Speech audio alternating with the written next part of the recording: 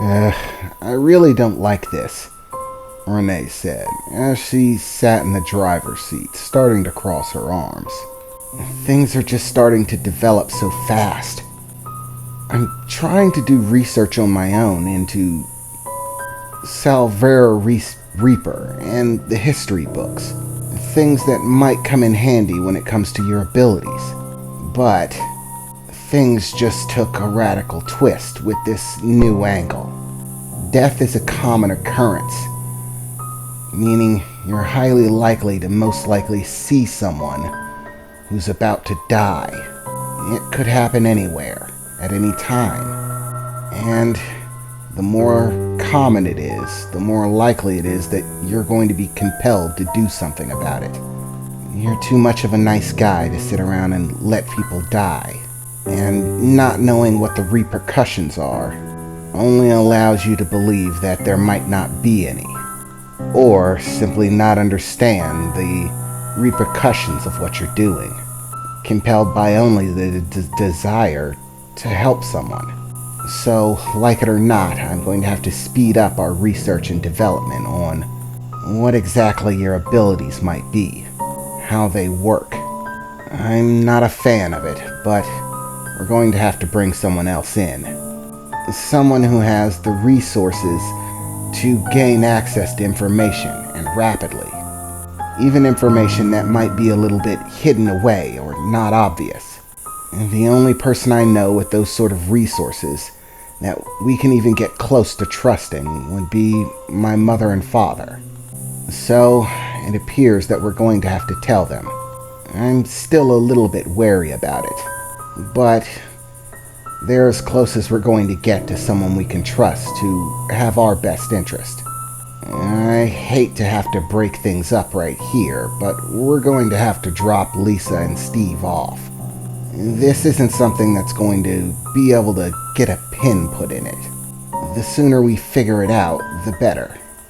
So, after that, we gathered Lisa and Steve up, telling them that there was something important we needed to do, and we unfortunately had to drop them off, doing so at Steve's place so he could pick up his car. Lisa, of course, was not a fan of this, saying that she's spoiled now. Don't leave her with Steve forever. But finally, we waived our good dues and headed for Renee's estate. It was a lot earlier in the day than we usually tended to come back around. It was only about 1 o'clock in the afternoon, meaning there was plenty of day left.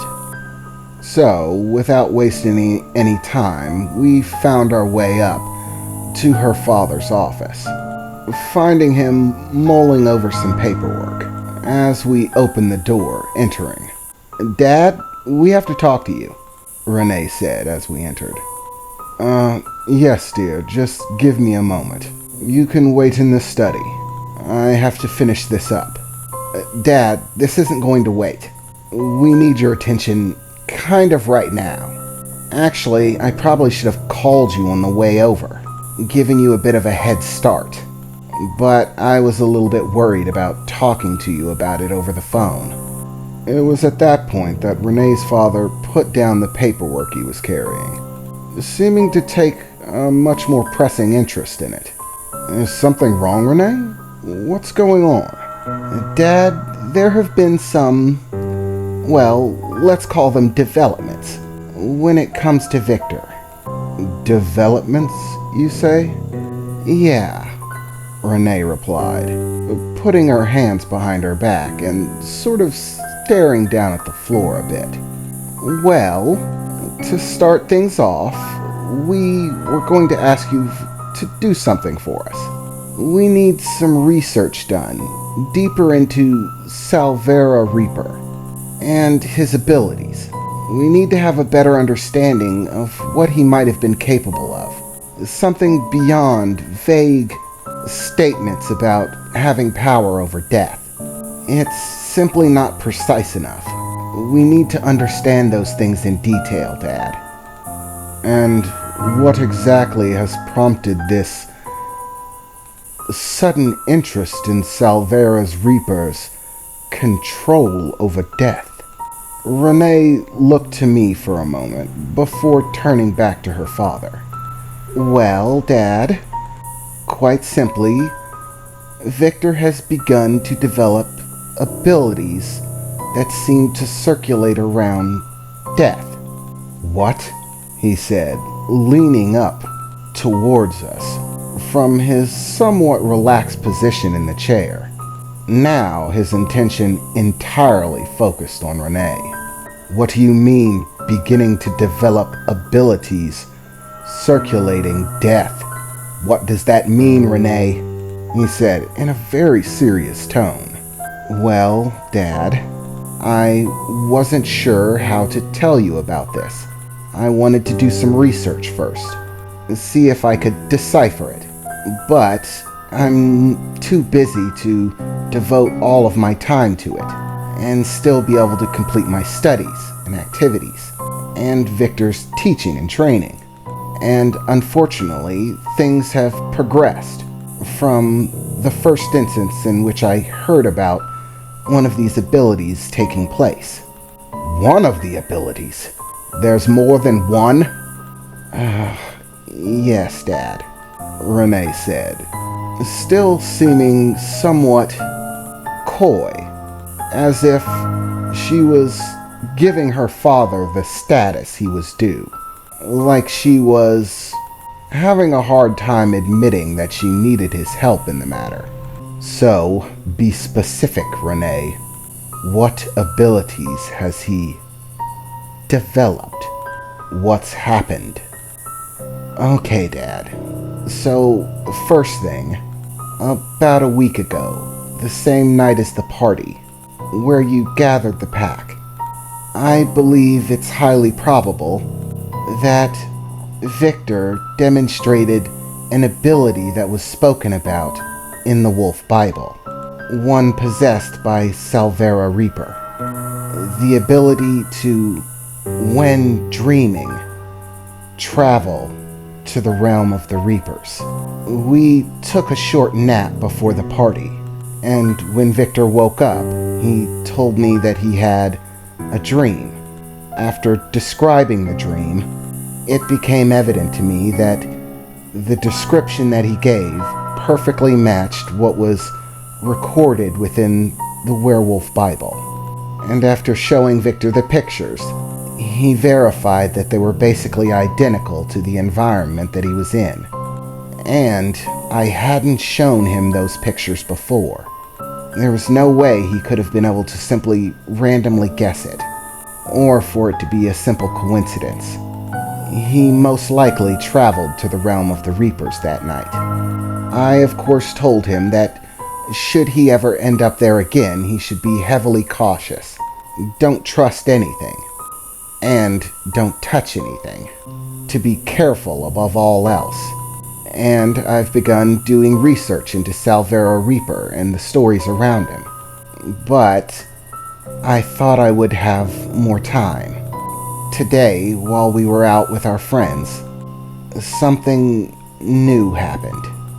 And yet another ability emerges, I suspect, her father replied, looking at her like she was a little girl and she had just knocked over a vase and was now going to be in trouble. What was it, Renee? It appears as though Victor is capable of seeing death before it happens. What? Renee's father said with a shocked expression on his face.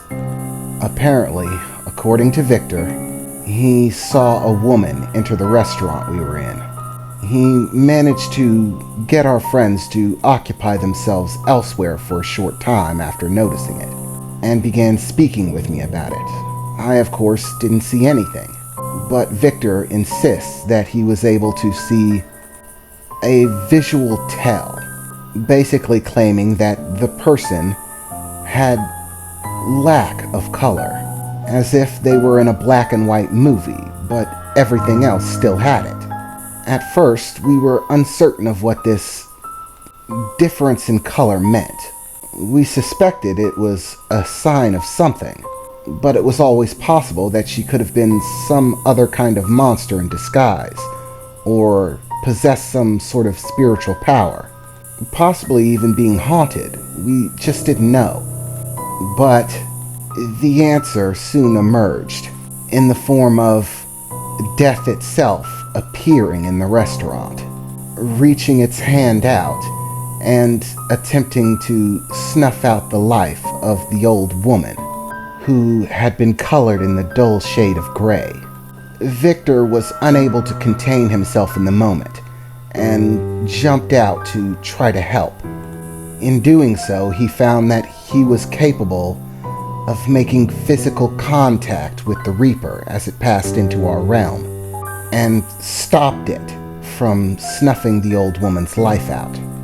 He was able to impede death, after which the Reaper returned to its own realm, sinking back into the void or gateway from which it came, upon which the woman's life seemed to strengthen.